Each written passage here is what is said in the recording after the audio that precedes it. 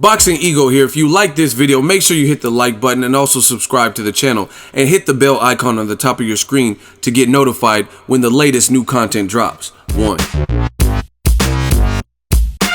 What up, Fight World? It's your boy Ego, and I'm back with some more boxing. Today is Monday, which means Boxing Ego's Monday Mail Day, MMD. Make sure you guys like and subscribe. Now, I don't know how long I'm going to go. I'm going to try to get to a lot of questions. Put a thumb up next to the questions that I will answer. But I'm going to the Danny Jacobs Day, the media day. And I don't know how detailed this video is, but I'm lucky to even get it out because I got a lot of mad stuff to do. So without further ado, let's get into some questions, and I'll try my best to answer them. And the first question comes from Big Nart Style.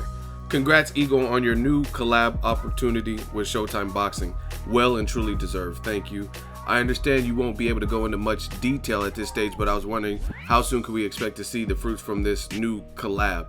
Now, basically, I posted, a lot of people have seen it, and I think it has like over 1,000 likes on my Instagram. I posted it, and I think some people took it out of context because I was getting all kinds of emails and like DMs, emails and comments and stuff, and they're like, oh, don't sell out and stuff like that.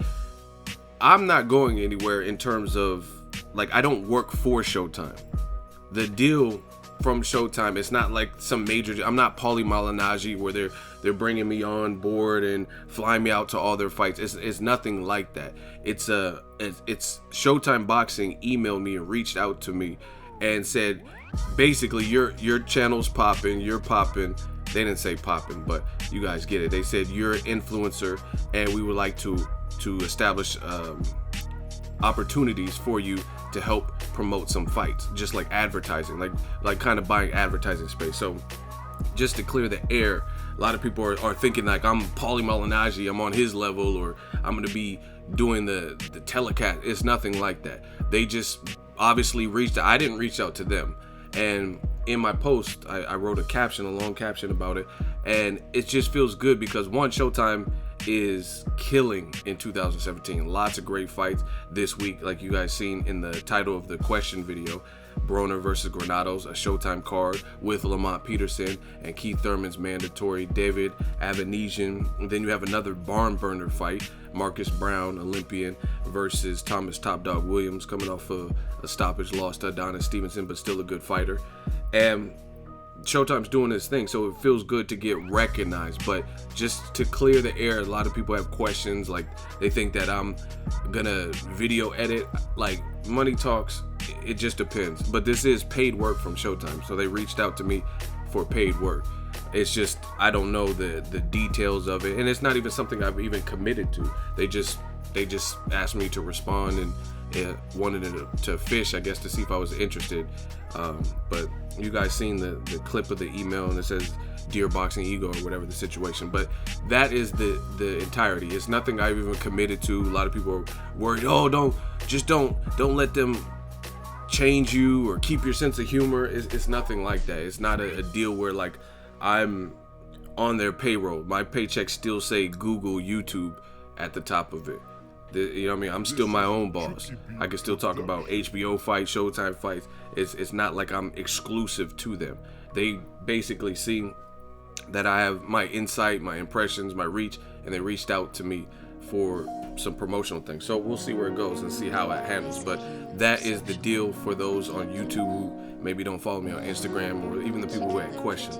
But this is not like a Paulie Malignaggi deal where, like, you know how like Austin Trout and different fighters, they get called in to commentate with PBC, or Paulie does his Showtime thing. Sometimes he's with Sky Sports.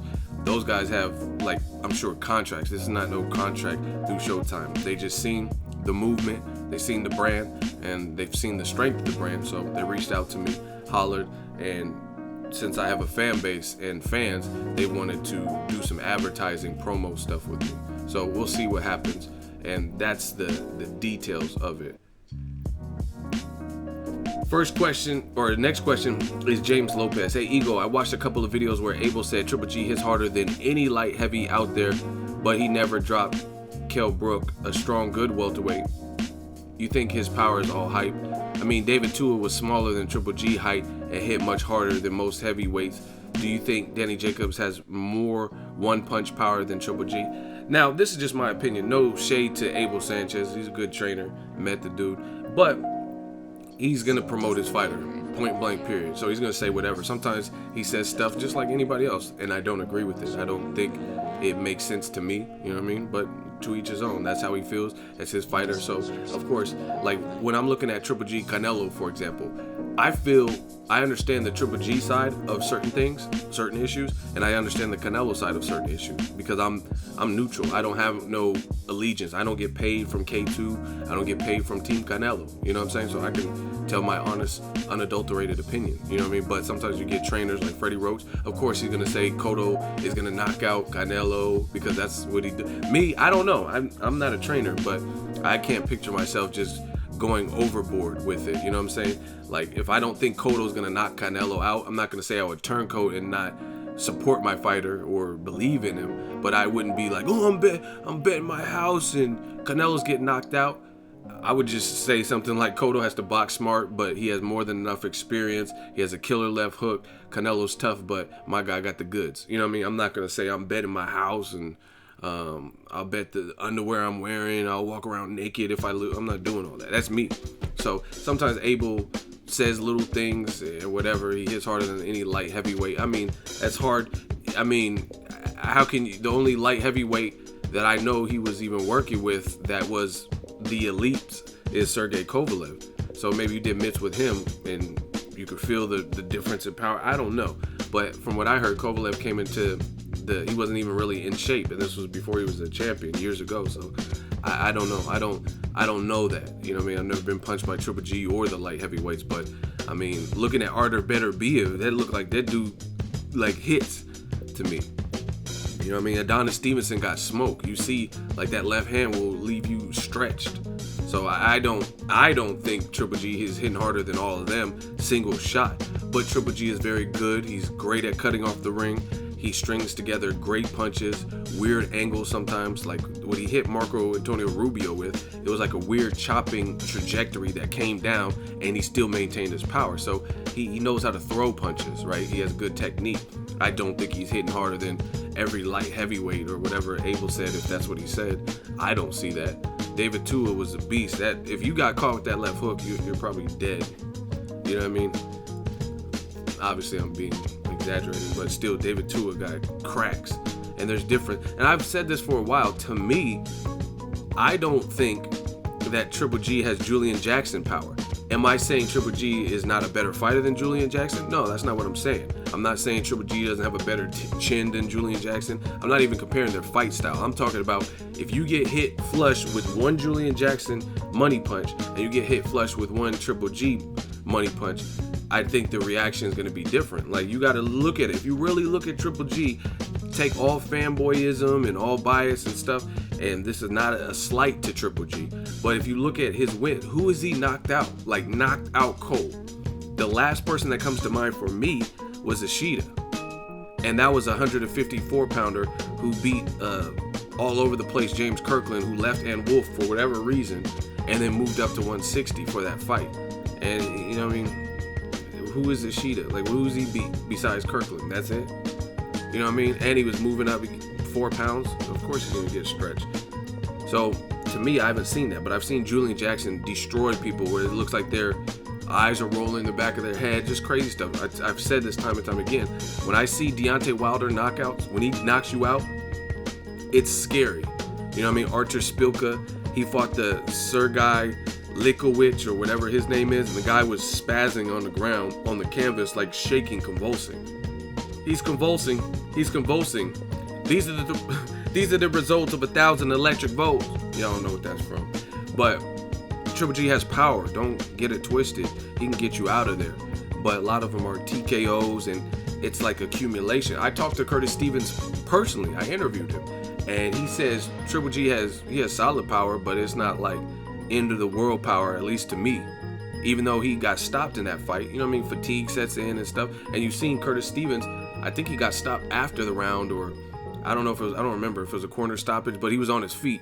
I remember he was just taking unanswered punches, so it got stopped. But it wasn't like he was just like unconscious. So there's a difference. You know what I mean? There's different levels of power, and it's good. You know what I mean? Power is a good asset. So I mean, whether it's a TKO, you're still doing the job. You're still getting it done. But I'm just saying there's different severities to power. If you get hit with Adonis Stevenson's left flush, you've seen what happened to Chad Dawson. It's not pretty. If you get hit with Deontay Wilder's right or Anthony Joshua, some of those guys, their power just looks more impactful to me. Where it's like, damn, this dude is really like, he don't know where he's at type of thing. Triple G, he's just surgical and he's technical, so his body, very good body puncher. He could get you out of there, but it is different, especially like, put it this way, I've said this before. You guys tell me, Kell Brook, he's one of the best welterweights, but he never really established himself as the best. The Errol Spence Jr. fight, that's a great fight to help make his case if he beats Errol Spence, obviously. But we know he's good. But he moved up without acclimating to the full 160, jumped up 2 divisions, and never left his feet. And he got hurt, you know what I mean? He got his eye shattered and all that, but he never got knocked down or knocked out. So how can he be harder than light heavyweights? If you tell me if Kovalev knocking out Jean Pascal twice, who's diesel in shape always, knocking down gold medalist like Andre Ward, who I know and is 6 feet tall and a very skilled fighter too. You think if Kell Brook moved up to light heavyweight, Kovalev wouldn't sit him down at any point of the fight? I have a hard time believing that. So I can't say Triple G hits harder, but like I said, here's the last analogy I'll give. That guy, Kell Brook, jumped up 2 weight divisions and held his own and ended up getting stopped, but he never touched the canvas. He was never off of his feet, right? Or took a knee or anything like that. Tell me what guy is going to come up from 2 divisions and take Deontay Wilder's best shot and get hit with the succession of punches and still be standing up, when guys who are 240, 260 pounds are getting stretched. So tell me what guy from light heavyweight is going to jump up 2 divisions and eat the punch and just take it. You know what I'm saying? It's just, I don't see it. So for that reason, I can't say he hits harder than light heavyweight. So just keep it in perspective. Triple G has power, but you've even heard guys like Gabe Rosado. He says, I think Peter Quillin and Triple G, maybe Quillin hits harder. You know what I mean? Single shot, he said Quillin. So, you know what I'm saying? I don't know. I don't see it, because I think Quillin does hit harder than Triple G, but there's a difference in technique, you know what I mean, how they deliver their shots and stuff like that. So sometimes you can, like Victor Postal, I don't think he hits harder than Danny Garcia. This is how I know who knows their boxing, because you guys get mad at silly shit and you don't really put it in perspective. Saying Triple G doesn't hit as hard as Danny Jacobs or Peter Quillin, for example, single shot, that's not an insult. That could be a fact. Maybe these guys hit harder than him, but it's not just about how hard you hit. Like Rocky said, it ain't about as hard you hit, it's about how you get. That it's not about just solely hitting hard. The fact is, Triple G hits hard and he knows how to apply it. So that's sometimes the difference maker. Again, I don't think Victor Postal hits harder than Danny Garcia. Yet with his height, with his style, with his technique, he was able to stop Lucas Matthysse and break him down, right? So it's not just about punching power. John Molina dropped Postal twice, but he didn't stop him, and he ended up getting stopped. And he's a known power guy.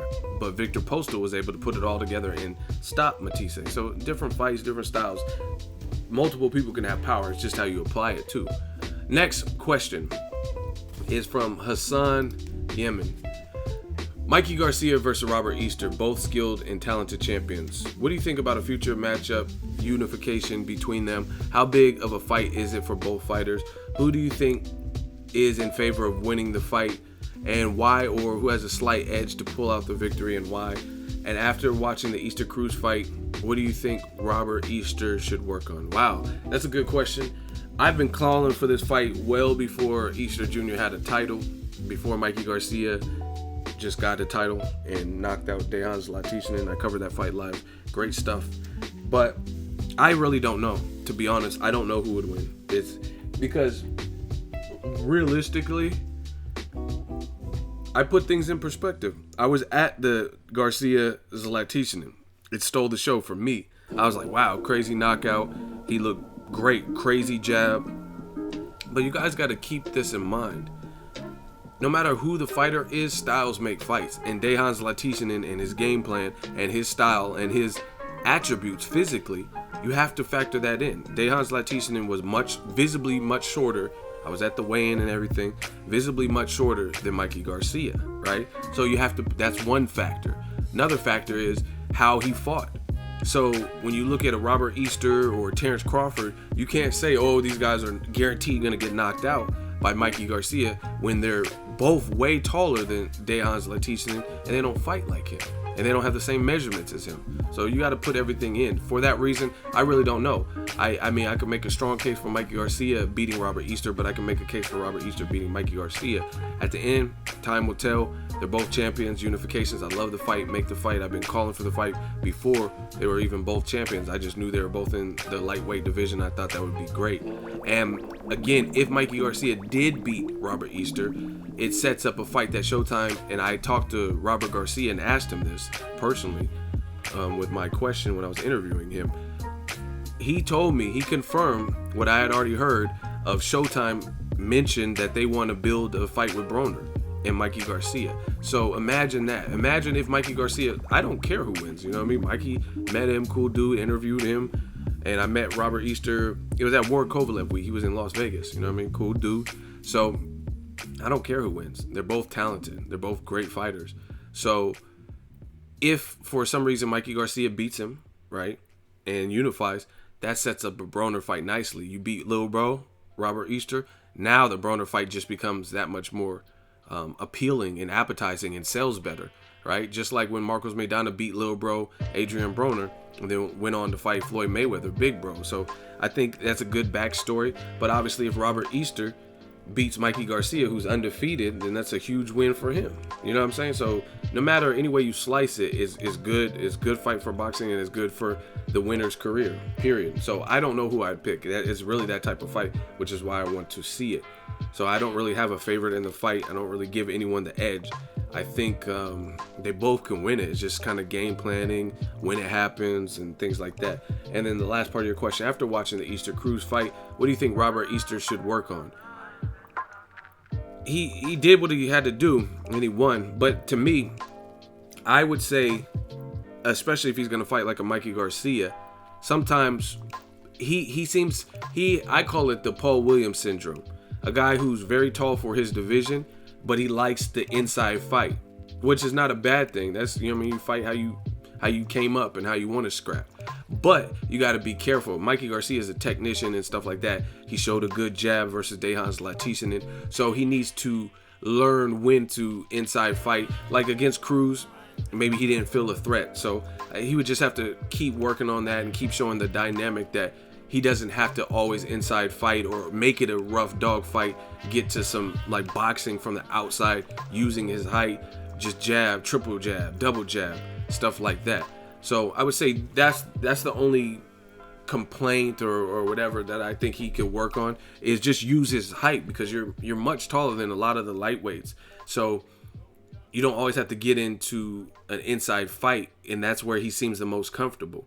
And sometimes you having longer arms, if you fight a shorter guy, like a technician too, like a Mikey Garcia, his punch might reach the target before yours because you have longer arms. So if you're too close, it could be like a Sergio Martinez versus Paul Williams type of thing, where you just get caught and your punch doesn't get there as quick because you have these long arms and you're on the inside. But that seems to be where he's most comfortable. So I think he has to fight, stay true to who he is, but just keep that in mind, because against a guy like Cruz, who, I mean, Ford, I don't know if he was a champion or former, be challenged for a title or whatever, but against a guy like that, that's cool. But we all know the bigger you move up in terms of competition, the less mistakes you can make. And Mikey Garcia is very skilled, very talented. He has a gang of experience. So he has to just keep that in mind. And I would say just use his height in certain fights to the best of his ability, right? Mikey Garcia actually did that versus Dejan's Latishanen. Just jab, jab, jab, and that just sets up so much. Sometimes when you give up your height, you're at their mercy a little bit more. So I think Easter, just keep an eye on that. But he's a good fighter, so he probably knows when to box and how to box, but we'll have to wait and see. Next question, Greg Sanders. Who do you think is a good return fight for MATTHYSSE? You know what? Off the top of my head, I do not know. I was thinking, I could think of fights like MATTHYSSE, Pacquiao, or this and that. But I'm talking about when I do these videos, when I answer questions, I try to be as realistic as possible. Like, who is Golden Boy seriously willing to work with in a non-mandatory type of situation? Like, are they going to work with Al Heyman's fighters when they just called him the N-word and they just lost a lawsuit? You know what I mean? I don't know if that's really likely, at least right now. So I try to be realistic, and on the Golden Boy side, or whoever is cool with Golden Boy, in the welterweight division where MATTHYSSE is moving up for the Canelo CHAVEZ card, I don't know. I can't really think. They're talking about, I heard Pablo Cesar Cano, not really a fan of that. I don't really care about that fight. So I don't know. I mean, I can't think. Like, I don't know about Sugar Shane Mosley. He lost to David Avanesian. I really don't know who MATTHYSSE can fight. John Molina just lost to Terrence Crawford. I don't know if the world wants Terrence Crawford versus MATTHYSSE, and plus it's at welterweight. So, I mean, would Terrence Crawford be trying to fight on an undercard against MATTHYSSE in a new division? I mean, what does that prove? He's coming off a long layoff, and he got stopped his last fight. So I really can't think of like a prime name that I want to see at 147. Maybe Jose Benavidez, if they can get that done, but that's a top rank fighter. You know what I mean? And I don't even know what weight Benavidez is fighting at. Sometimes it's 140. I think he came in overweight and maybe fought at welterweight. So I don't know. You guys leave me a comment. Let me know who you think he should fight. Next question is from Hamoud Ali. What up, Ego? What's up? Who do you think Shannon Briggs should fight after OQUENDO? Let's go, champ. He'll be a champion. It's a WBA belt. So just another top level guy, top 5, or another champion. Like Huey Fury, Joseph Parker winner. Obviously, he's been trying to get big fights like David Haye. If David Haye gets past Tony Bellew, I think David Haye kind of owes it to Shannon Briggs to fight him. And I think if he becomes a champion, then there's really no excuse. David Haye won't be able to say, oh, hey, it's not pay-per-view worthy because he's been stalking you or whatever for this long. Plus, he'll be a WBA champion, so there's no reason to not fight him. Just any top-level guy, Bermane Stiverne, Wilder, Joshua, Klitschko, I mean, whoever, he'll be a champion, have some form of a belt. So that's what I think. Next question, random commenter. Has anyone ever held all the belts like the WBC, WBA, WBO, IBF, IBO, and Ring Magazine belts? Do you think Golovkin is the next guy to unify it all? I don't know. You guys have to get the fact checkers and Googles off the top of my head. Like, these videos are freestyle. So I don't know if anyone's had all of the belts in Ring Magazine and all that.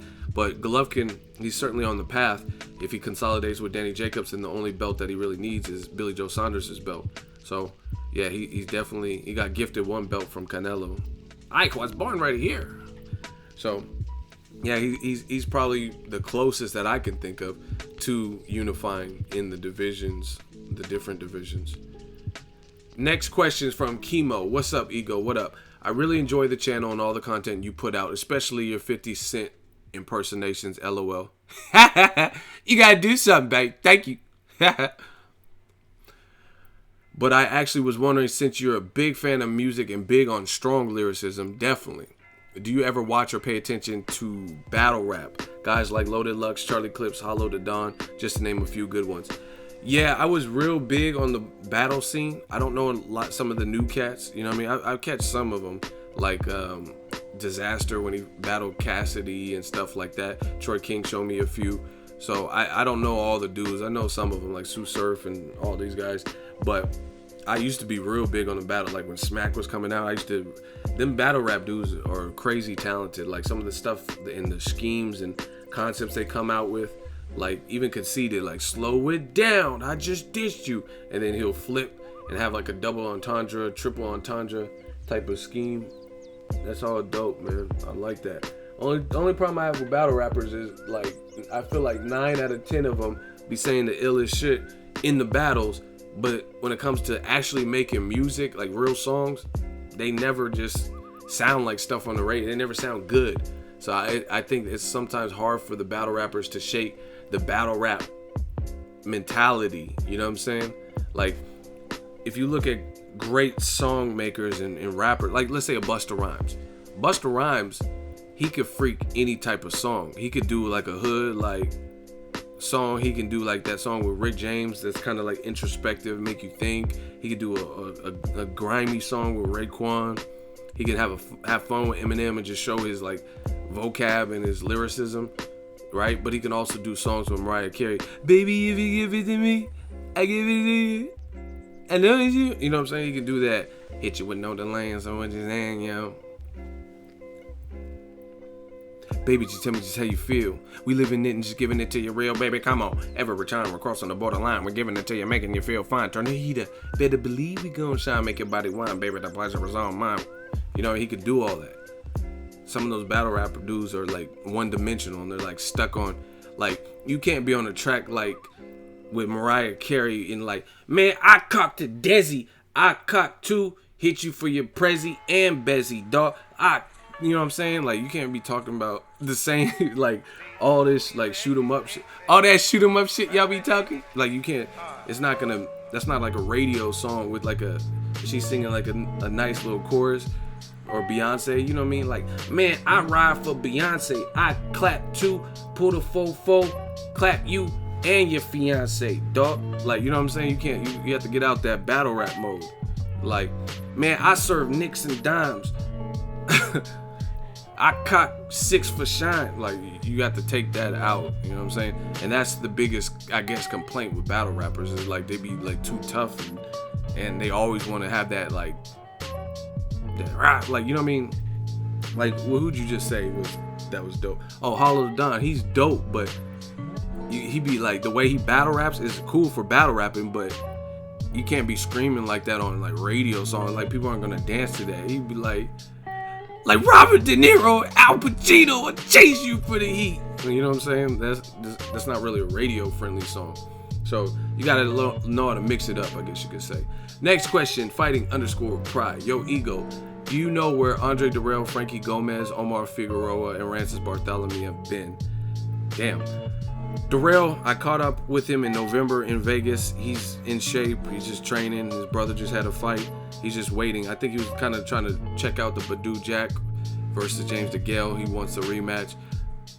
He wanted to fight the winner. He told me he'd be down for that. James DeGale stayed in the division. Badu Jack moved up, so obviously the Jack fight's not really likely for him. Frankie Gomez, have no idea. I thought he looked good on the Canelo Khan undercard versus Mauricio Herrera. I haven't heard or seen from him, but from what I heard, he'd be on some like roughneck, like he still be in the streets or still be not necessarily dedicating his life to the whole boxing thing. I think Freddie Roach said something like he disappeared on him, so I think he still like be running the streets and shit. And, I mean, you're trying to be a champion, world champion and stuff. You gotta get your head on straight. Omar Figueroa, I think he had an injury. I don't know if he's looked great in some of his recent performances, so I haven't really seen. Rances Barthelemy, he's always training. He follows me on Instagram. Shout out to the Real Kid Blast.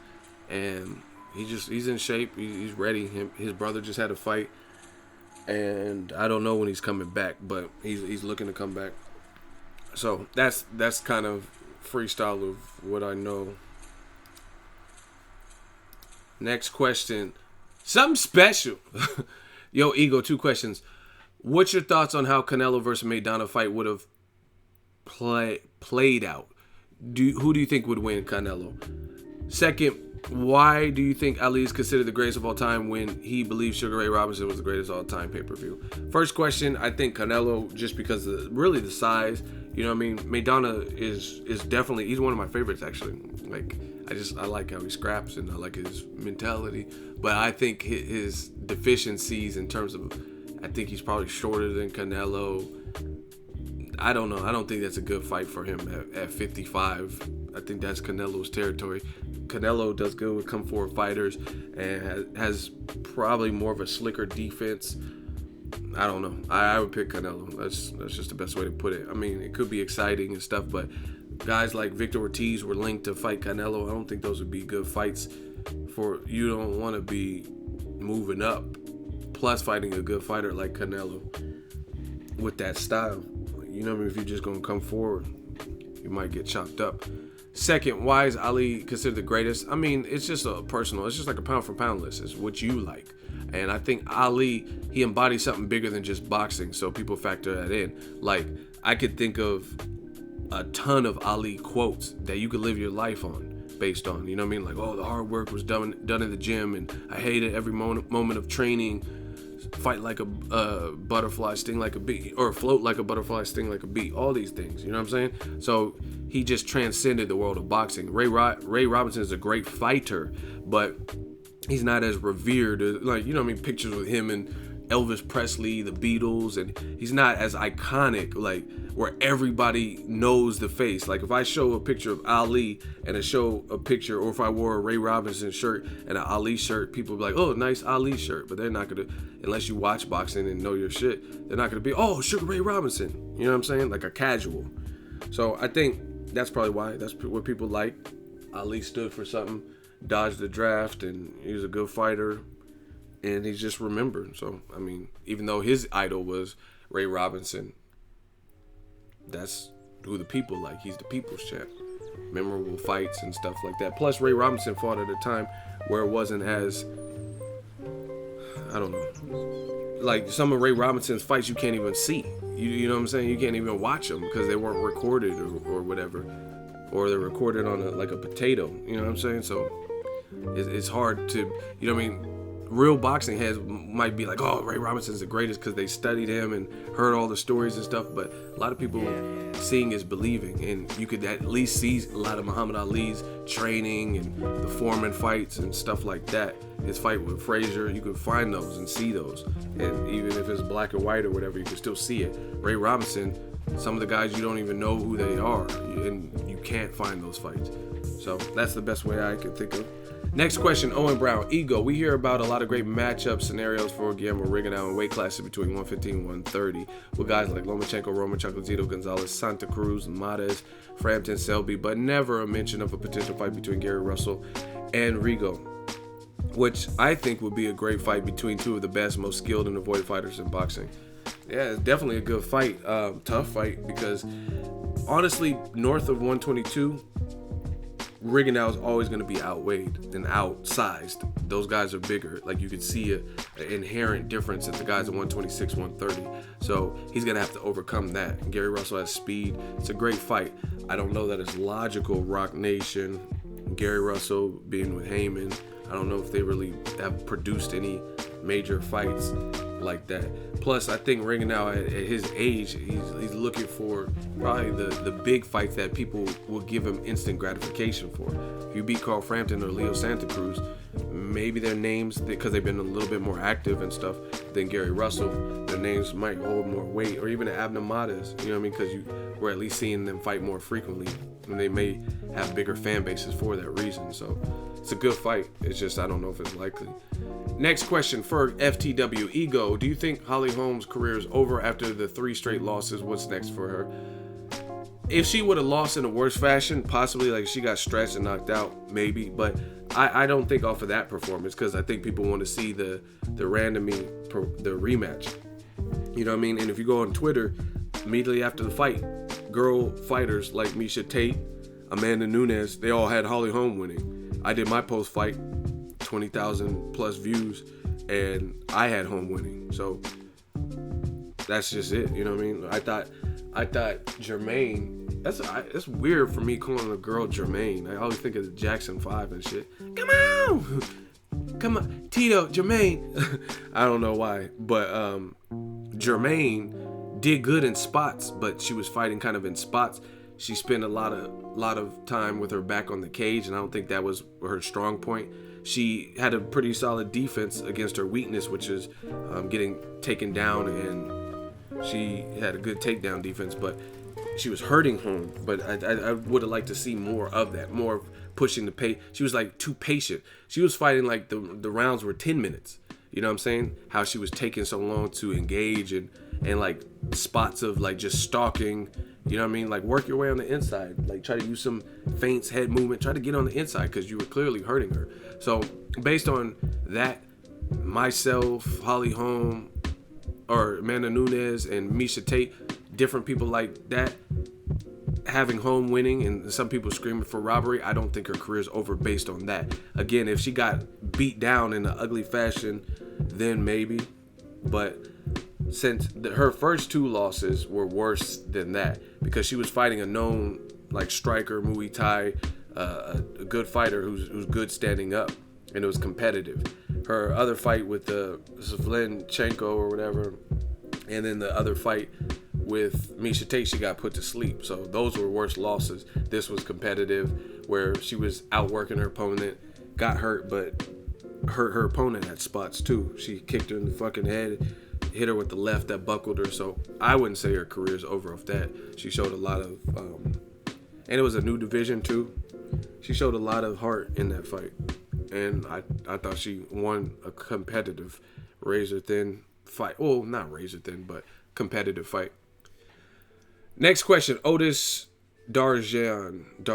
In your opinion, I want to know why you're picking Danny over Keith Thurman. I heard you mention this in one video from the past. I feel like Keith's explosive power and footwork will make the difference in the fight, especially due to Danny's lack of defense. And you're gonna have to we have to wait and see. Floyd Mayweather voice. Wait till I drop the 7 reasons. I have no problem explaining why I'm picking Danny Garcia over Keith Thurman. And March 4th we'll find out. I'm either gonna be right or I'm gonna be wrong. There's no shade to Keith Thurman. I've talked to Keith Thurman, interviewed him. He seems like a great dude. I've supported his whole career. I think he's right for boxing, you know what I mean, taking on Sean Porter, then Danny Garcia next. That's a tough schedule. Versus like Kell Brook fought Sean Porter, and then he went to fighting guys that JoJo Dan, KC and JoJo and stuff like. So I mean, it's nothing against Keith Thurman. It's just how I see the fight playing out, and that's what it is. And I'm always going to be true to myself. But stay tuned for the 7 reasons video, and I'll get more into detail. But one of your comments right there, Danny's lack of defense, I honestly don't know that that's the case. You know what I mean? So me and you disagree. Me and Otis disagree with that.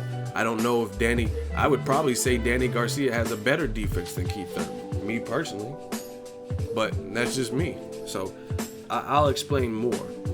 Like, I never see Danny Garcia get hit with silly shit that I've seen Keith Thurman get hit with.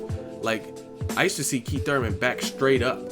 Like, literally back straight up, and like he does this kind of like Pacquiao-ish where he jumps in and sometimes he would back straight out. I used to see, he, to his credit, he improved a lot, because when he was fighting the Laura, his HBO debut, not Edislani Lara, Laura, L-O-R-A, when he was fighting guys like that, the power was already there. You've seen skill, but it wasn't as refined. Same thing with Wilder. Wilder used to be masked like wild, like just like his last name. He was like wild. Like, watch Audley Harrison versus Bermane Stiverne. If he fought Stiverne like he fought Harrison, it might have been a different fight. You know what I'm saying? But that's the good thing with time. You can get better, and if you have the right mentality. But bottom line, for me, I've seen Keith Thurman. I don't know. I don't know that Danny has a lack of defense and Keith Thurman has a good defense. Watch the Jesus Soto Caras fight, right? Soto Caras has long arms, and then backing straight out, Keith Thurman got clipped with the round 1. I think it was in round 1 with the nasty like right hand, like an overhand right. That's silly. Like, he shouldn't have been caught with that type of punch. Like, especially early in the fight, you have to feel, you know what I mean? Soto Caras at that time, he had recently fought Maidana. He's a guy with respectable power. He might have even beat Andre Berto. I think he had beat Berto, stopped him in the 12th by that. So to me, Keith Thurman should have measured him out a little bit more and not been so squared up and not got caught with that. But it's overlooked because he had a sensational knockout in that fight and he badly hurt. So people were like, oh, you know what I mean? Throw it out the window. But I have a good memory, so I remember little minute moments that maybe get overlooked based on the outcome. Next question, Frederick Cotton. What's up with Rigondeaux? Is he still going to fight? Yes, as far as I know, I don't think he has a date or a venue. I don't know if he's going to be a main event, but they're trying to make a Showtime date for his fight with mandatory Moises Flores. It's just not confirmed yet. But hopefully he gets it, because that's a waste of training camp and stuff. And that's a fight I wanted to see. Next question, Michael Perez. Ego, is there a difference between a beating or schooled in the ring? Thanks for all your hard work. Stay real. Thank you Michael Perez. Yeah, there is a difference because I think a beating is just like it sounds. You just get beat the fuck up. It's a physical beating, right? Golovkin, I think more so Golovkin probably has more physical beatings where he just breaks you up and breaks you down, breaks your spirits physically, right? But then like Floyd Mayweather in Money May, because Floyd used to beat people's ass like Pretty Boy Floyd. He used to be more offensive and fighting guys closer to his natural size, so he would like the Arturo Gotti's, those were beatings too. But as Money May, they became more like economical and more precision, more evolving his style. So he was schooling people. Like Canelo, it's not like he got hit necessarily with the hardest shots he's ever been hit with, but he was breaking Canelo's spirit down and he was schooling the fuck out of Canelo. And he might have even hurt Canelo just because it was just Canelo couldn't do nothing with him. So it's just a difference. That's the difference. One's like more of a physical toll where you're just like fuck. Like Thomas Williams versus Edwin Rodriguez. That was just a war. I was at that fight. You know what I mean? I was like in the first row. And it was like a war, battle of attrition. Just whoever's getting knocked out. That's a physical. Like you feel all sore in the next day and stuff, black eyes and all that. But like what Mayweather does is like he like takes your soul, like he like discourages you. You can't, like Ricky Hatton, some people are going, oh, it's the referee, whatever. He couldn't do nothing with Floyd and he was frustrated and then he ended up getting turnbuckled by Floyd Mayweather. So it is what it is. But that Floyd takes your spirit. Like Bane had a quote in The Dark Knight Rises or whatever, where he's like, I was wondering what would break first, your mind or your body. Like he said something like that.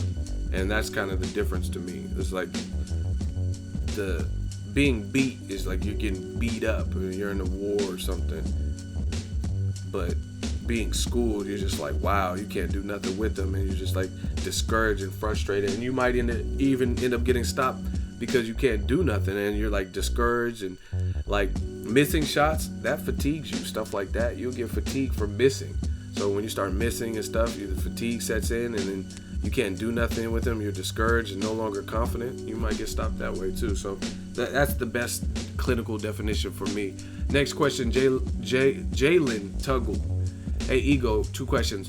Why do people act like it's illegal to like more than one fighter? Good question. People act as if you can't like Floyd and Pac or Canelo and Triple G. Another question, how often do you think fighters would fight a year if 15 rounders were still around? And what specific fighters today do you think would benefit the most from 15 rounders and it would hurt the most? Ooh, first question, I don't know. I just think that's fanboyism. You know what I mean? People are emotional fans. You like Floyd, you only like black fighters, or you can't like Pacquiao, or you can't like Keith Thurman, or people who have been linked to maybe face Floyd. Same thing with Canelo and Triple G. I like Canelo and I like Triple G. Like, I don't care. But at the end of the day, I'm not emotional. So I'll pick the winner based on who I think has the fight edge. You know what I mean? But a lot of people can't separate the two. Second part of your question, 15 rounders wouldn't be good for majority of the fighters from what I've seen, because some of them don't have the same heart as those Frazier's, because the times are different. You know what I mean? You're getting $1 million a paycheck. You know what I mean? I've seen guys who they got $1 million plus for a paycheck, and the first sign of things getting rough, they're like checked out. You know what I mean? Like they weren't care. But some of those older fighters, they're fighting for their families, their livelihood. They're fighting during the civil rights movement or whatever. They're gonna die in the ring, damn near. You know what I mean? So I don't think 15 rounders would really benefit many of today's fighters. Obviously, Floyd Mayweather has crazy cardio. Him, probably Rigondeaux, because if there's a 13th round versus Donaire, he probably would have stopped Donaire from my standpoint. Because Donaire, the way he was moonwalking backwards, covering his eye and seeing doubles, if there was an extra round, that wouldn't have been good, because I don't know if you had enough time to recover if you're seeing doubles like that and you still kept getting hit with surgical right hands and lefts and stuff. So I don't think 15 rounders would benefit many fighters. And who would it hurt the most? Everybody, especially the guys like Broner who maybe struggle with weight, guys who've been inconsistent like Chavez Jr., Brandon Rios with their weights and stuff like that. All of them would be affected by it. Next question, Eatman888. Hey, Ego, The man who beat Shakur Stevenson, Robise Ramirez, is 23 and wants to get his 3rd gold medal at the next Olympics. How long is too long to stay in the amateurs? Which would you prefer, the Devin Haney Canelo fast track route versus the Lomo Rigo prime seasoning route? I don't understand the second part, because I don't think Canelo had a fast track, to be honest. Canelo was 15, and even when he started beating Jose Miguel Cotto's and came to America, people were saying, hey, this is the kid to watch. I thought he was kind of spoon-fed for a while, fighting guys.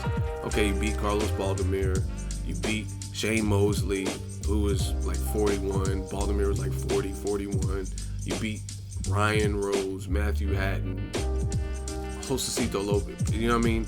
Alfonso Gomez, he was fighting a lot of people. Like, if he was as good as advertised, when are you going to step it up? And then after Austin Trout, it's never been really a problem with Canelo's schedule up until last year, you know what I mean, where he fought guys I don't think he should have been fighting, but I don't think he was on the fast track, you know what I mean, based on who he was talked up. Devin Haney he's fighting, he's at like almost 10 fights or whatever amount of fight. He might even be past that now, fighting in Mexico, getting some wins, and Fox Sports, and just he was on the top ranked Pacquiao card. So yeah, he's on the fast track. I can't really say. I can't say how long is too long to stay in the amateurs. I think it depends on the individual. I mean, I don't know if Robise Ramirez, you already got 2 gold medals, and I don't know if it's worth it to wait 4 years and just stay on the shelf and not get paid to try to get another one. I mean, maybe it's a personal thing, and he's trying to set history. I don't know. I don't know if there's a Cuban that has 3 gold medals, because I know Rigondeaux has 2. Lomachenko has 2. He's not Cuban, but he has 2. So I don't know. I have to look up the stats to see if there's a Cuban amateur with 3 gold medals. Clarissa Shields has 2. You know what I mean? But I like what Clarissa Shields did. She got 2, set history. Now she's already turned pro on the Ward Kovalev card, and now she has her own Showtime main event. Start getting paid for your main event. So I don't know. For me, if you already accomplished 2, that's a huge feat. But I don't know. I think personally, I would probably try to turn pro at that point, but I don't know. Maybe he has his own independent motives on why he wants to do that, but I think it's a personal choice, really. Next question, Styles 5150. Ego. People may agree or disagree with Shakur's top rank contract is debatable. Between Golden Boy, Top Rank, and PBC, which promotion is better for new prospects? And which is better for established boxers? Top Rank has a history of building prospects, but I think PBC is good for established boxers who've been in for a few years with a decent resume and ready to step up for better fights. Yeah, I mean, it's give or take. I can't really say, like, I mean, Golden Boy, out of that whole list, they have the most to prove. Like, they have a couple people like Marlene Esparza and people like Jojo Diaz that show some promise, and Canelo's the cash cow, but their stable is lacking the most in terms of how many top people that, like, Richard Schaefer arguably has some more top people that have the potential to be really big stars right now. You know what I'm saying? Richard Schaefer signed the Balderas brothers, Olympian, and Money Powell the fourth. You know what I mean? He's getting busy. He signed Tony Yuka with David Hay. He's a French gold medalist at super heavyweight. You know what I mean? So yeah, I would say Top Rank or PBC, but it just depends. The whole Shakur Stevenson thing, people are saying it's debatable, but like, give it. I mean, the decision's made for one, so you can't change it. So it's not even a point to really stress on it. It's his career.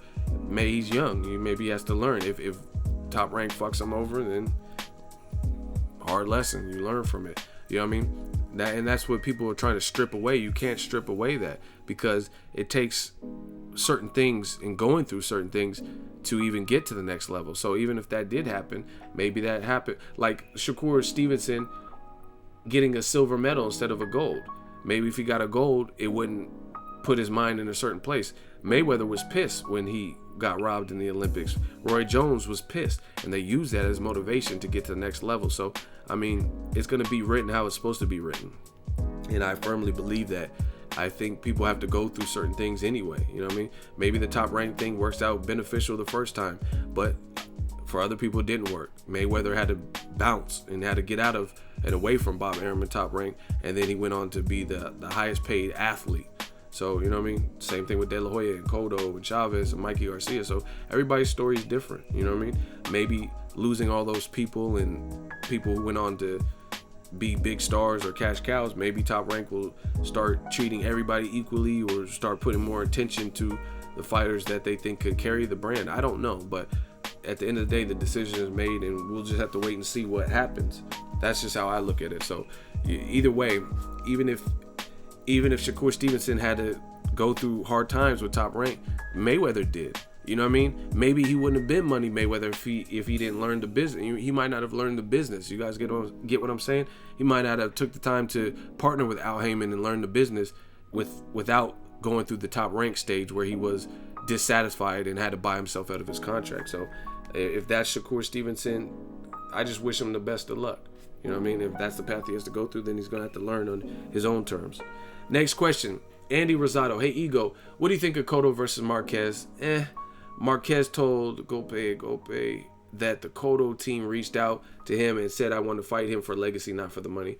I mean, it's solid. I'll definitely watch it. 2 names, but neither one of them is really active. Neither one of them is really considered in prime. I mean, Marquez ain't really done nothing since knocking out Pacquiao. He beat Mike Alvarado, who got stopped by Ruslan, Provodnikov, and Brandon Real. You know what I'm saying? So it's like, I'll watch it, but it's not. There's Errol Spence and Kell Brook, Joshua Klitschko, Triple G Jacobs, Danny Garcia, Keith Thurman. Those are the fights I'm really checking for. Cotto Marquez is just, in addition to those great fights, something to do, something to watch. But I mean, realistically, there's some better matchup. I would probably say Broner versus Granados excites me more than Cotto Marquez because, you know what I mean, Broner's a star and Granados has a style that is giving Broner problems. Cotto Marquez is cool and I'll watch it, but I mean, based on where they're at and their level of hunger, I mean, where's Marquez even been? Like, he hasn't even fought since Alvarado. Alvarado was the one losing all them fights, and he's even fought like at least 2 times in 2016. You know what I'm saying? So just like, where's he been? Next question, Henry Davis. So if Adrian Broner successfully wins the fight, do you see him fighting Ricky Burns, or do you see him trying to acclimate to 147 by fighting a Robert Guerrero or some journeyman at welterweight? It's tough telling, but Ricky Burns has his own fight. He's fighting Julius Ndongo, who knocked out the guy that people said could beat Terrence Crawford, or was a mandatory, the Troyanovsky or whatever. So there's no guarantee Ricky Burns stays a champion if that dude, you know what I mean, he's at an all-time high confidence-wise, knocking out a guy he wasn't supposed to knock out. So I don't know. Ricky Burns has to get past Ndongo first, and then maybe if he looks good in that fight, maybe a Broner fight. That's something that they talked about in the past. Or I told you guys, Guerrero versus Josito Lopez is supposed to be fighting in the summertime at the Staples Center. So fight like that, you might try to fight a winner like that. You know what I mean? Guerrero and Broner have history, and the little beef running at the Ward Chad Dawson day. Next question, Ernesto Vasquez. Yo, Ego, you think we'll be getting Mikey versus Robert Easter Jr. in May or June? I hope, but I don't think so. I don't think it'll happen that quick, but I hope. I talked about it earlier in this video. I want to see that fight. Next question, Koto Kid. Ego, what does HBO have to do to keep up with Showtime and PBC in the first quarter of the year? I don't know. They might have to. It's like when Mayweather got rocked up by Shane Mosley in round 2. You might have to just take that loss. You know what I mean? You lost that round and just try to fight your way out, survive, and stuff like that. I don't know if there's anything they can do. If you look at the years divided into 4 quarters, the first quarter will be up shortly. And based on the Showtime calendar, including Garcia Thurman, Broner Granados, Jack DeGale, Tank Davis getting his title shot and opportunity, Mikey Garcia, knockout of the year, Leo Santa Cruz, Carl Frampton 2. I don't really think there's anything HBO can do for the first quarter. But going forward beyond that, to make their year stand out and be competitive, they just have to go back to what they were known for. HBO 24/7, HBO Face-Off. Like, why would I haven't heard anything about a face-off with Triple G Jacobs? Why not? You're charging us pay-per-view. They're doing it 24/7, but I heard they're only doing 1 episode, which is good, but I keep telling you guys. So shout out to Showtime for reaching out to me. I'll promote the shit right. You know what I mean? And sometimes I really feel there's a lot of people on YouTube that do this that would probably have better insight and intel if the companies want to pay people. And they really, because they're like, I feel more in tune with the boxing populace coming up from the YouTube ranks than a lot of people who work boxing. Some of them people on the PR team, they don't even know boxing. They don't even watch boxing. If I had a police lineup of some of the hottest fighters, if it's not a fighter they represent, they probably don't even know them. You know what I'm saying? So that's the thing. These companies got to realize that. There's certain people that are good PR people, but try to find the whole package. Find someone who's passionate about boxing, not just organized and good with business. You know what I mean? In HBO, they need to start reaching out to people like me or whoever that are in tune with what's going on, because I'll tell you what the public wants, and that's face-offs, HBO 24/7. It takes money to make money, baby. You got to do it. And if you're charging us for a pay-per-view, build this shit up like you always did in the past, right? That's just what it is. So that's what they can do. Stop putting on so many goddamn pay-per-views. That's another thing they can do. People have options now. Facebook streaming, people be streaming fights until they get booted off or whatever. There's Cody. There's options now. So like, you got to make it worth people's while and build up and make these people household names. Stop putting everything on pay-per-view that's not really worth the pay-per-view. That's my thing. And make competitive fights, obviously. Fights people want to see. Next question. Keith Mathis won fresh to death. Ego, my brother from another mother. I have another fantasy matchup. Marcos Maidana versus Manny Pacquiao 147. Who would you pick?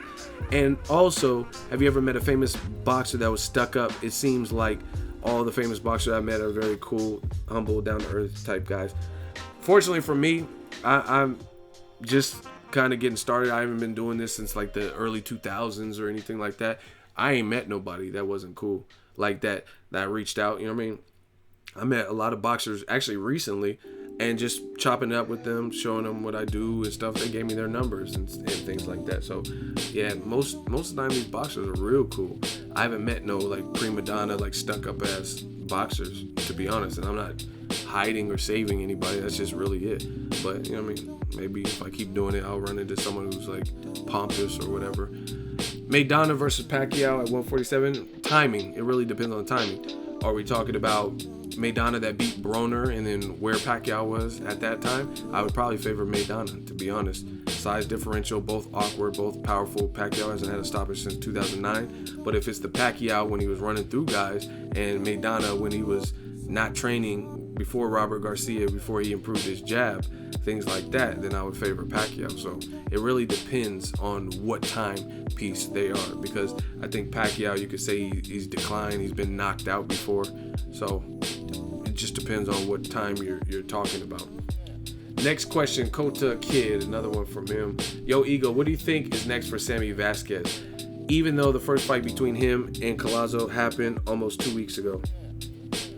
Or even though the fight between him, I think he needs to take a little rest, regroup, just kind of make sure his heart's still in it, because he took some disappointing losses. One, he was stopped by Collazo, who was probably an underdog, even though he was coming off of a loss. And the other one was a late replacement, a gold medalist from Dominican Republic, shout out to the DR, who busted his face up, had him leaking and bleeding. And he doesn't want to go the Francisco Vargas route. I keep telling you guys. People get mad, oh, why is Wilder fighting this person? Look at how Al Heyman's treating his fighters. Like, people, you could say cherry picking all this bullshit, but at the end of the day, Francisco Vargas is the example that comes up to mind. Golden Boy slaughtered him. Like, you know what I mean? They put him in through the ringer. He's a WBC champion, was the WBC champion, and they put him in gruesome back-to-back wars that were like nuts. How you fight Takashi Miura, an unknown guy that people didn't really know, through that fight, it gave him more opportunities, just like Kamagai when he fought Guerrero. It was a fight of the year type, and then Kamagai started fighting guys like Jesus Sotocaras and got more opportunities based on the type of effort he put up versus Guerrero, even though he lost. Same exact thing. Another Japanese fighter too, where there's another one, Arakawa, when he fought Omar Figueroa. He got other opportunities based on how exciting that fight was and how tough he was, right? So you put him in there at Takashi Miura, Francisco Vargas's damn eye looked like a fortune cookie, like a vagina, and it was about to fall out, fall off or whatever. And he musters up enough strength after he almost got stopped to stop Miura. And then the next fight, you put him in with Orlando Salido, who's been in there with Mikey Garcia. And even though he got knocked down 4 times, he started turning the tides a little bit. And then he ended up a nose break, stopped the fight. But I mean, he started getting the second win. He'd been in there with Gamboa, stopped Juanma Lopez twice at home. Rocky Martinez, he got robbed in the second fight, and he had 2 fights with him. You know what I mean? He's been in there with Juan Manuel Marquez, been in there with Robert Guerrero. Like, why would you put him in there with him? Okay, people said that was the fight of the year, Francisco Vargas and Salido. And then after that, you put him in there with another Mexican fighter, Berchelt, who people don't really know. And from looking at him, it looks like he's a very good body puncher, and he has the quote-unquote Mexican style, like just rugged, tough, body work, good combination punching, and then he ends up getting stopped. That's gruesome. Like, why would you do that? So, as far as Sammy Vasquez being an Al Haymon fighter, hopefully his team pulls him back. He's already, like, what's it called? A veteran. You know what I mean? I'm not even being facetious or funny, but I know veterans, and some of them, their heads aren't where they, you know what I mean? They have PTS. I think that's what it's called. Post-traumatic PTSD. Is that how you say it? Post-traumatic stress and things like that. So you don't want to do that. You don't want to chance it. You don't want to put him in there with a super soft touch like Amir Khan did sometimes when he took losses. Put him in a fight where he should win, where he can work things out after a rest, and that's what I think should happen. But no more tough fights, right? No more locked doors. No more tough fights right now. Like, Luis Collazo is the upset specialist. Don't put him in there with people like that. Next question, Omar Hernandez. Can Al Haymon make fighters he has signed fight each other? I mean, I'm sure he could, but I think he's an advisor, so he tries to advise what he thinks is right for that fighter in their career. You know what I mean? So I think he tries to point them in the direction. I don't know if he's going to, like, put a gun to their head like Denzel in Training Day and be like, yeah, it's not like I put a gun to your head, huh? You didn't want to fight him, huh? That's what you're telling me. I don't think it's going to be all that. Next question, Buckin5. Do you think Shakur Stevenson made a mistake picking Top Rank over Floyd? Could he have taught Shakur more? And again, I mean, at this point, it's crying over spilled milk. It's already done. It's already written. He's happy. He's turning pro. It is what it is. So whatever. I mean, I don't know. I don't know Jay Prince and Floyd's relationship. I don't know none of that. But at the end of the day, the decision is made. That doesn't mean he can't be cool with Floyd, or Floyd can't still give him like tutelage. You know what I mean? If Floyd's a good friend and they're friends with each other, maybe he can still give him some insight. If not, he got Jay Prince and Andre Ward, who's a phenomenal fighter too, in his ear. So he's with Top Rank. It is what it is. Next question, GDDD. Hey, Ego, congratulations on your accomplishment with Showtime. Hard work pays off. My question to you is this. What do you think about Gamboa signing a big deal with Golden Boy Promotions? You didn't cover this news, so I was wondering your opinion about that. Also, because of Eddie Hearn tactics in regards to Errol Spence Jr., the truth did not fight for a while now. Even though it seems to be a gym rat, do you think that will affect him big time next to this fight? P.S. Why don't reporters ask Eddie Hearn about his business tactics regarding Spence? Please ask him if you meet him during the fight nights, please. I've met him. Not giving any clear news about Kell Brook, IBF, belt, drop it or not. Starting negotiations earlier, even though he was injured. He knew he was coming. This is ridiculous. I hope next time you meet him, you ask him why are they waiting to have waited so long. Write this question in your notes so you don't forget. Okay, what's the first part of your question? Gamboa, I didn't cover it on YouTube, but you guys have to remember, I am one person and this is a business. I personally wrote an article on my website. You guys got to start checking it, boxingego.com. I'm on Instagram, I'm on Facebook. So it was posted through the social medias, and there's a written article. So if you want my thoughts are in the article. I don't always get a chance to cover every single video, and sometimes, frankly, to be honest, not to be rude, I don't feel like covering every video. Like, this is a job, and I definitely hustle, and I respect the position I'm in and the fans. But sometimes you just want to chill. You know what I mean? You don't want to do a video like and speak. Sometimes I just want to chill, go to a movie, go get something to eat, go to the gym, you know what I mean, whatever. So I don't always get a chance, to be honest. I am human. I don't always get the chance. Sometimes writing an article, I'm like, damn, I don't even feel like making a video about this now. I just wrote. So that's one thing. As far as the deal, I mean, it's no worse than when he was with 50 Cent. Like, he wasn't really active. So, I mean, it's better than nothing. He's like 36 years old or whatever. So I don't see how it could hurt his career worse. He had his last fight got canceled because the guy was a drug dealer or something, got arrested. So, I mean, I don't really have any strong feelings about it. He's on the card already, and that's good for him. He's on the Curtis Stevens, David Lemieux card. So, I don't think it will hurt him. But we'll see what Golden Boy does. There's another Cuban fighter, and that's another reason I don't have strong convictions about it, is because there's another talented Cuban fighter, and Golden Boy didn't really do nothing with him. That was Luis King Kong Ortiz. So I just have to see what Golden Boy decides to do and how they handle him. Gamboa's also been stopped. Ortiz has never been stopped. So he's potentially more of a quote-unquote prize. They're both good, skilled fighters, but since Ortiz had never been stopped and he was undefeated, it seems like Golden Boy would have pushed him more. So, you know what I mean? How hard are they going to push Gamboa, who's probably in the same age group within the give or take 2 or 3 years maybe of King Kong Ortiz, and they didn't really promote him. So, I mean, are they going to promote Gamboa, who's been stopped and been very inactive? You know what I'm saying? We don't know. Are they going to get him the Lomachenko fight or the fights he wants? So, we'll see. And the last part about Eddie Hearn, I don't know. I've met him, interviewed him multiple times. He's a cool dude, but it's business. There's always going to be strategies. I mean, why do you think they get Kirkland coming off of knockout losses? I never heard, after Glenn Tapia, a Freddie Roach fighter, I never heard them say that they wanted to fight James Kirkland immediately after, like 2 months after. But Kirkland got knocked out by Canelo brutally and has not come back since.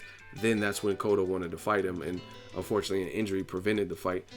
Well, not even unfortunately, because a lot of people didn't even want to see it. But either way, it does, to me, it's part of the game. People try to catch you on the couch, catch you inactive. They did it to Nicholas Walters versus Lomachenko. By the time it all Bob Arum. So, I mean, if you're going to blame Eddie Hearn, there's a lot of people you can blame, because that's stuff that they factor in clearly. Next question is from Dehan. Ego, what do you think if AB wins this? Where does he go from here? Also, what if Granados wins? What's next for him? And one more thing. After the weight change for this fight, is Broner capable to cut down to 140? What do you think? Keep up the great work now and on Showtime too. I don't know if he can make 140. It doesn't look like it based on his last 2 fights, but he allegedly got sick in this camp, so we'll have to see if he can make it. But it's not looking like a strong case, so he might have to just move up to 147 instead of keep changing the weight and losing titles on the scale and stuff like that. If you can't make it, you can't make it. You gotta. But Badu Jack did it smart. He took on a unification, which I thought he should have won, and he knew he was struggling to make the weight with his frame. He said, he announced it right then and there. Hey, I'm moving up to like heavyweight. Come up there if you want a rematch. So Broner needs to make those tough decisions if he gets past Granados. If Broner wins, I mean, there's options. He's a name. People know him. For Granados, that would be life-changing because more people would know him if he beats Broner. So he can fight. There's a lot of people. I would like, if he beats Broner, I want to see him fight Terrence Crawford. Granados versus Terrence Crawford. Crawford's already struggling to find somebody who's competitive with him. But, I mean, this opens up a lot of doors for him. Maybe Mikey Garcia, he talked about coming to 140. And if you beat Broner, then you're on track. You're on, you know what I mean, you're on the fast track. And the very last question is from Drunken Monkey. When is Peter Quillen fighting again, against who, and what weight? Now, it's funny that you asked that question because I just interviewed Peter Quillen. I was at Virgil Hunter's gym. Shout out to that. And we went, it was a deep interview. Quillen gave me a lot of good stuff for the fans, and I can't wait to edit it. I've just been super busy. But I don't know when he's fighting again. The weight is still undecided. But stay tuned for the interview and all those questions I try to ask, because I try to ask questions I feel the fans want to know. So let me know how you think I did this week. I gotta go. I don't know how detailed this edit is going to be because, like I said, I'm going to the Danny Jacobs Day. Make sure you share the video, like the video as always, hate, comment, and subscribe. Till next video is Ego signing off.